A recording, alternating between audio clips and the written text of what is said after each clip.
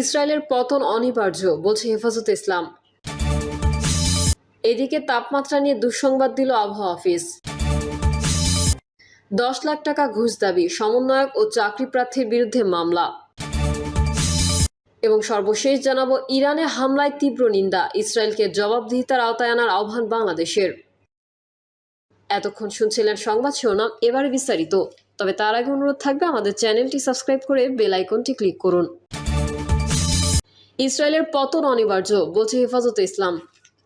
Israel পৃথিবীর শান্তি ও মানবতা ধ্বংস করছে, তাদের পতন অনিবার্য বলে মন্তব্য করেছেন হেফাজতে ইসলাম বাংলাদেশের আমির আল্লামা মুহিবুল্লাহ বাবুনগরী ও মহাসচিব আল্লামা সাজিদুর রহমান। মুসলিম বিশ্বকে আসন্ন মহাযুদ্ধের প্রস্তুতি নেওয়ার আহ্বানও জানিয়েছেন তারা। বিবৃতিতে তারা বলেন, চলমান ইরান ইসরায়েল যুদ্ধে আমরা গণহত্যাকারী দখলদার জায়নিস্ট ইসরায়েলের ধ্বংস কামনা করি। মধ্যপ্রাচ্য নিয়ন্ত্রণে রাখতে মার্কিন শাসক গোষ্ঠী সবসময় ইসরায়েলের সব আগ্রাসন ও যুদ্ধাপরাধ সমর্থন দিয়ে গেছে। শুধু তাই নয়, বিলিয়ন বিলিয়ন ডলারের সামরিক সরঞ্জাম ও গোয়েন্দা সহায়তাও দিয়ে যাচ্ছে ইসরায়েলকে। জার্মানি সহ ইউরোপের কয়েকটি প্রভাবশালী দেশও এতে জড়িত। ইসরায়েল একা নয়। হেফাজতে ইসলামের নেতারা বলেন, ইসরায়েলের ভাগ্য মিশে আছে সাম্রাজ্যবাদী আমেরিকা ও ইউরোপের মোড়ল দেশগুলোর পতনের সঙ্গে। ফলে পৃথিবী ক্রমে একটি মহাযুদ্ধের দিকে এগিয়ে যাচ্ছে বলে আমরা মনে করি। সাম্রাজ্যবাদের দাসত্ব, ভোগবাদিতা ও উদাসীনতা পরিহার করে মুসলিম বিশ্বকে ঐক্যবদ্ধভাবে আসন্ন সেই মহাযুদ্ধের প্রস্তুতি নিতে হবে। আধুনিক যুদ্ধ কৌশল ও সামরিক উৎকর্ষ লাভে মুসলিম বিশ্বকে জ্ঞান বিজ্ঞানে আরও এগিয়ে যেতে হবে। তারা আরও বলেন, যখন ফিলিস্তিনের মুসলমানদের উপর গণহত্যা ও ধ্বংসযজ্ঞ চালায় অবৈধ রাষ্ট্র ইসরায়েল, তখন কথিত মানবতায় ধ্বংসধারী আমেরিকা নিঃস্ব দেখে যায়। আর ইসরায়েল প্রতিরোধের শিকার হলেই হুক্কা হওয়া রব তোলে নির্লজ্জ ইউরোপ আমেরিকা। তাদের মুখোশ খসে পড়ে। এরা কখনো বিশ্ব শান্তি প্রতিষ্ঠা করতে পারেনি, বরং বারবার যুদ্ধ ও ধ্বংস ডেকে এনেছে। মুসলিম বিশ্বকে পদোন্নত করতে চেয়েছে, কিন্তু শেষ পর্যন্ত পরাজয় বরণ করে লেজ গুটিয়ে পালাতে বাধ্য হয়। তারা বলেন, মুসলিম বিশ্বের ওপর বারবার যুদ্ধ চাপিয়ে দেওয়া হয়েছে। ইরানকে যুদ্ধ নামতে বাধ্য করেছে আমেরিকা ও ইসরায়েল। ইরানকে দমাতে পারলে অন্যান্য প্রভাবশালী মুসলিম দেশও আগ্রাসন চালাতে পারে। সামরিকভাবে শক্তিশালী কোনো মুসলিম রাষ্ট্রকে টিকে থাকতে দিতে চায় না ইউরোপ আমেরিকা। ইসলাম ও মুসলিম বিশ্বের বিরুদ্ধে সেই পুরনো ক্রুসেড আধুনিক রূপে আজও তারা জারি রেখেছে। ইসরায়েলের ধ্বংসের সঙ্গে সঙ্গে তাদের পতনও অনিবার্য ইনশাল্লাহ। তাপমাত্রা নিয়ে দুঃসংবাদ দিল আবহাওয়া অফিস। তাপমাত্রা নিয়ে দুঃসংবাদ দিয়েছে আবহাওয়া অধিদপ্তর। আগামী মঙ্গলবার পর্যন্ত দেশে বৃষ্টিপাতের ব্যাপ্তি ও পরিমাণ কম থাকবে। এতে সারা দেশের তাপমাত্রা কিছুটা বাড়তে পারে। শনিবার এই পূর্বাভাস দিয়েছেন আবহাওয়াবিদরা। তারা বলেছেন, দেশে যে দক্ষিণ পশ্চিম মৌসুমী বায়ুর প্রভাবে বৃষ্টি হয় তা কিছুদিন ধরে সক্রিয় ছিল। এতে দেশের বিভিন্ন অঞ্চলে নিয়মিত আষাঢ়ের বৃষ্টিও হয়েছে। আবহাওয়াবিদ মোহাম্মদ ওমর ফারুক গণমাধ্যমকে বলেন, মৌসুমী বায়ুর সক্রিয়তা কমায় বৃষ্টি অনেকটা কমেছে। আগামী অন্তত 24শে জুন পর্যন্ত বৃষ্টি কম থাকতে পারে। তবে আগামীকাল রোববার থেকে 2-3 দিন দেশের উত্তরাঞ্চলে বৃষ্টি বেশি থাকতে পারে, কমতে পারে দক্ষিণাঞ্চলে। 25শে জুন থেকে আবার সারা দেশে বৃষ্টি বাড়তে পারে। তিনি বলেন, বৃষ্টি কমার সম্ভাবনা থাকায় 2-3 দিন তাপমাত্রাও বাড়তে পারে। দেশের কোথাও কোথাও সর্বোচ্চ তাপমাত্রা 36 ডিগ্রি সেলসিয়াসও হতে পারে। ফলে কিছু অঞ্চলে বিচ্ছিন্নভাবে মৃদু তাপপ্রবাহ পরিস্থিতি দেখা যেতে পারে।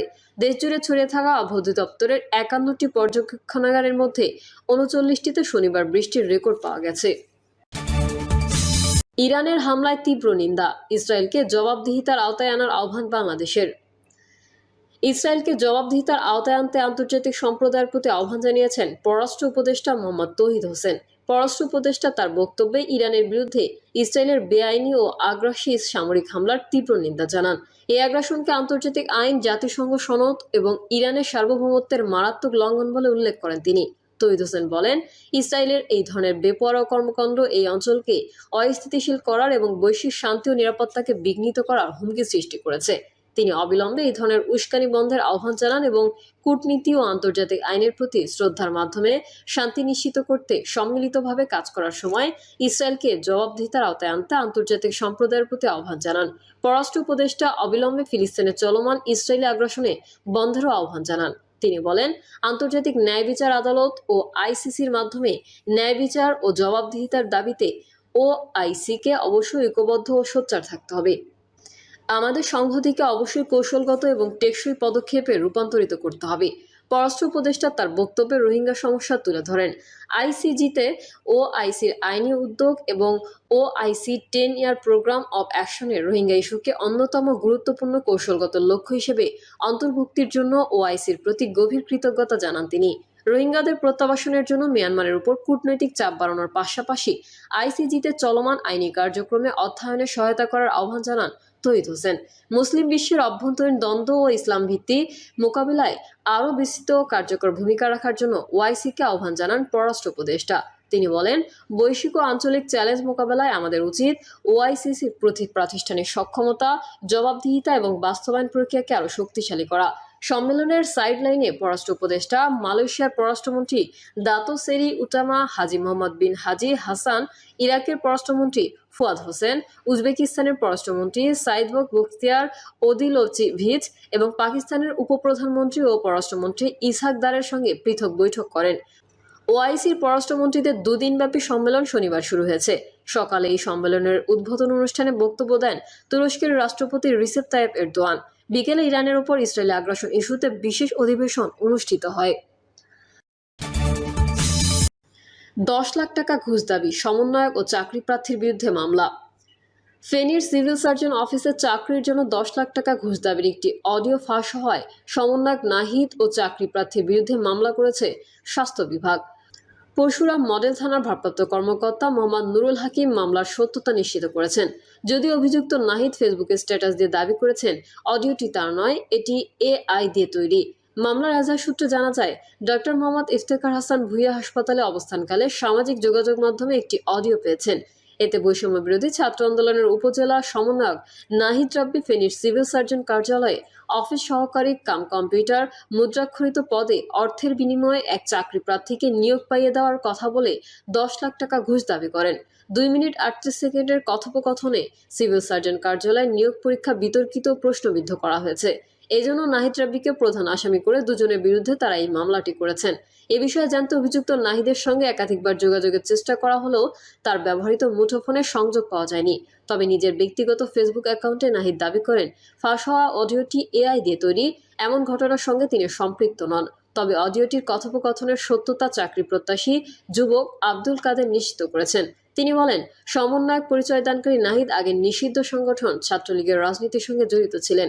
সরকার পরিবর্তনের আগে তিনি আন্দোলন সংগ্রামে না থেকেও বিভিন্ন সময়ে নিজেকে সমন্বয়ক দাবি করে এলাকায় চাঁদাবাজি করে আসছিলেন। মূলত তার মুখোশ উন্মোচন করতে এমন কৌশল তিনি বেছে নিয়েছেন।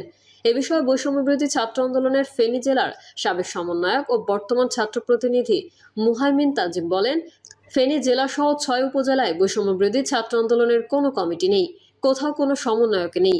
তবে জেলাসহ প্রতিটি উপজেলায় ছাত্র প্রতিনিধি আছে একাধিক জন। পরশুরামের নাহিদ রাব্বি একজন ছাত্র প্রতিনিধি। রাব্বি একজন ভালো মানের সংগঠক, তিনি এমন কাজ করতে পারেন না তা বিশ্বাস হচ্ছে না। ফেনী জেলার সিভিল সার্জন মোহাম্মদ রুবায়েত বিন করিম বলেন, স্বাস্থ্য বিভাগের নিয়োগ পরীক্ষায় কোনো অনিয়ম হওয়ার সুযোগ নেই। যারা লেনদেন করতে চাইছেন তারা বোকার স্বর্গে বসবাস করছেন। সম্পূর্ণ স্বচ্ছ প্রক্রিয়ায় ও মেধার ভিত্তিতেই নিয়োগ প্রক্রিয়া সম্পন্ন হয়। ঘুষ লেনদেনের অডিও ফাঁস হওয়ার বিষয়ে জানতে চাইলে তিনি বলেন, ওই ঘটনায় ইতোমধ্যে থানায় মামলা দায়ের করা হয়েছে। বিষয়টি গোয়েন্দা সংস্থাকে জানানো হয়েছে, তারা এই বিষয়ে কাজ করছেন। প্রিয় দর্শক, এই ছিল এখনকার সর্বশেষ সংবাদ। আপডেট ও সংবাদ পেতে চ্যানেলটি সাবস্ক্রাইব করে বেল আইকনটি ক্লিক করুন। কমেন্টে আপনার মতামত জানিয়ে আমাদের সাথেই থাকুন। ধন্যবাদ সবাইকে। আল্লাহ হাফেজ।